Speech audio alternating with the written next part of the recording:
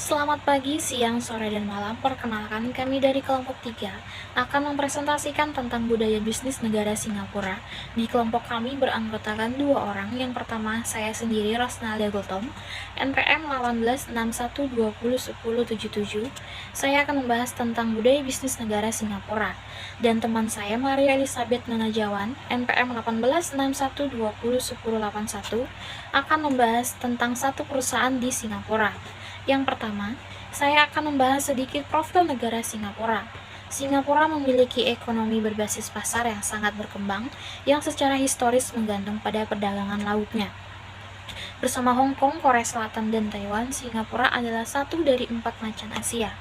Singapura merupakan pelabuhan paling sibuk di dunia dalam kaitannya dengan tonase yang dikapalkan.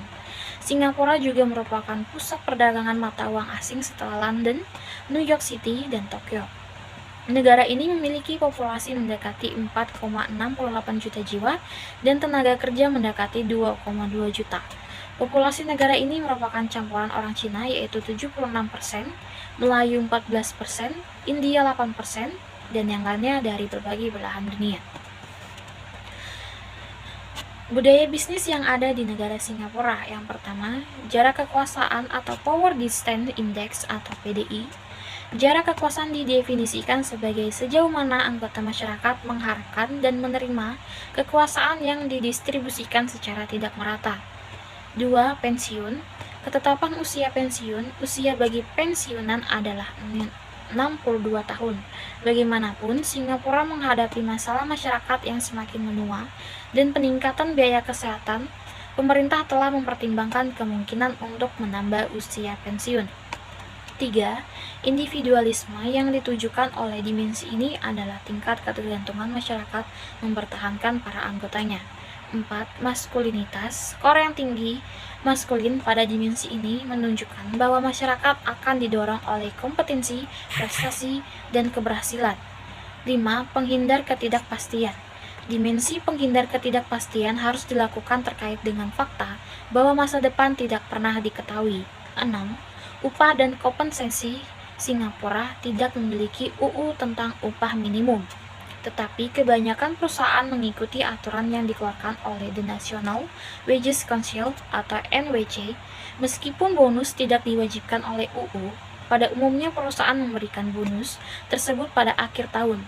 Bonus ini terdiri atas dua komponen, yaitu tambahan gaji tahunan yang dikenal sebagai bonus gaji ke-13 dan biasanya dibayar selama tahun baru Cina, dan bonus berbasis kinerja yang dapat dibayarkan kapan saja sepanjang tahun.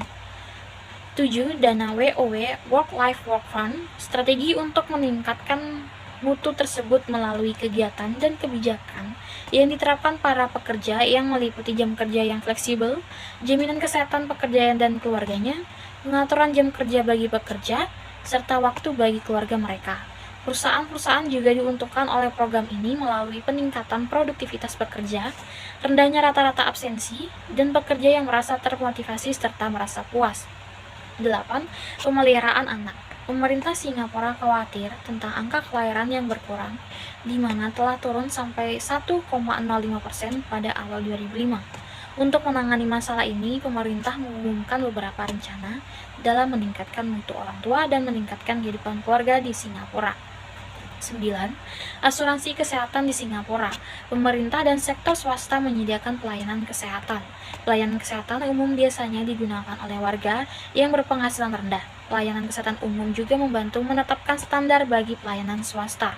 Program pelayanan kesehatan pemerintah di Singapura mencakup program-program Medisave, Medishield, Leadershield, dan Medifund. 10. Keamanan tempat kerja. Undang-undang keamanan tempat kerja dan kesehatan tempat kerja akan menetapkan hukum yang lebih berat bagi peraturan keselamatan yang kurang baik dan juga akan meningkatkan tanggung jawab dari pekerja kunci.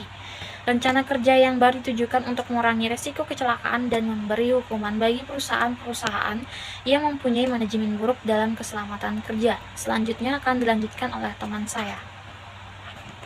Perkenalkan, nama saya Maria Elizabeth Nunajawan, NPM 1861-2010.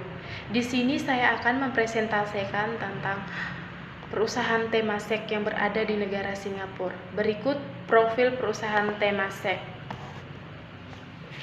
Temasek sendiri merupakan perusahaan yang bergerak di bidang investasi. Didirikan di Singapura pada 25 Juni 1974.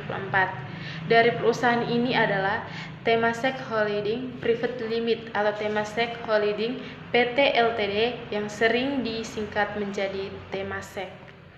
Meski berstatus perusahaan milik pemerintah, sejak awal Temasek merupakan perusahaan investasi komersial dan menjadi salah satu yang terdepan.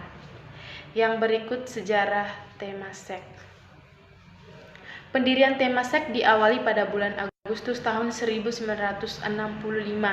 Tidak lama setelah kemerdekaan Singapura, di masa itu, pemerintah Singapura memiliki kepemilikan baik itu secara keseluruhan atau bersama pada banyak perusahaan lokal, termasuk Malaysia Singapore Airlines, kemudian pecah menjadi Malaysia Airlines dan Singapore Airlines serta Singapore Telephone Board, kemudian berubah menjadi Singapore Telecommunication. Pemerintah Singapura melalui Economy Development Board kemudian membeli saham minoritas pada beberapa perusahaan lokal. Dalam satu dekade pertama kemerdekaan Singapura, pemerintah telah berhasil membeli atau mendirikan beberapa perusahaan seperti KIP Corporation, STNI, dan perusahaan pengiriman Neptune Orient Lines. Yang berikut misi perusahaan Temasek. Sebagai sebuah perusahaan besar, Temasek memiliki misi khusus yang harus dicapai dalam kegiatan operasional bisnis yang dilakukan sehari-hari. Misi perusahaan tertulis dalam Temasek Charter yang dijadikan sebagai dasar dan panduan dalam pengambilan keputusan. Yang pertama, Temasek adalah investor dan pemegang saham aktif.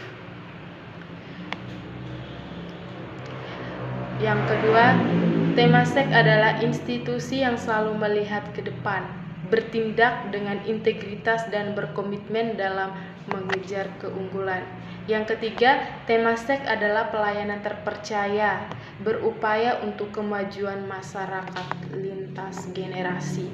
Yang berikut nilai perusahaan Temasek. Yang pertama, meritokrasi atau meritokrasi. Yang kedua, excellence atau keunggulan. Yang ketiga, respect atau menghargai. 4, integrity atau integritas. 5, teamwork atau kerjasama. 6, trust atau kepercayaan. Yang berikut 4 tema investasi. Temasek menggunakan 4 paduan khusus dalam investasi yang mewakili tren jangka panjang sesuai visi dan misi perusahaan. Filosofi investasi berikut telah digunakan oleh perusahaan selama lebih dari 17 tahun. Yang pertama, transformasi ekonomi. 2, meningkatkan populasi penghasilan menengah. 3, memperdalam keunggulan komparatif. 4, membentuk juara sasaran. Yang berikut sasaran investasi perusahaan. Yang pertama, Temasek mencari perusahaan yang memanfaatkan kemajuan teknologi untuk perpindahan demografi dan pola konsumsi lain yang mungkin akan berubah. Yang kedua, disiplin investasi perusahaan berfokus pada nilai-nilai intrinsik dan kerangka kerja perusahaan. Yang ketiga, Temasek memiliki fleksibilitas penuh sebagai pemilik dan investor untuk membentuk kembali dan menyimbangkan portofolio mereka pada setiap kesempatan dan tantangan yang akan datang. Yang berikut anak perusahaan Temasek, yaitu media dan telekomunikasi seperti Singapore Telecommunication, ST Telemedia, Mediacorp, Telekom Malaysia. Yang berikut perbankan dan keuangan seperti Bank Danamon, Indonesia DBS, Bank Hana, Finansial. Yang berikut properti seperti Kipland, Raffles Holding, Capitaland. Yang berikut logistik seperti Singapore Airlines, Neptune Orient Lines, Tiger Airways. Sekian presentasi dari saya, kurang dan lebihnya saya mohon maaf. Sekian dan terima kasih.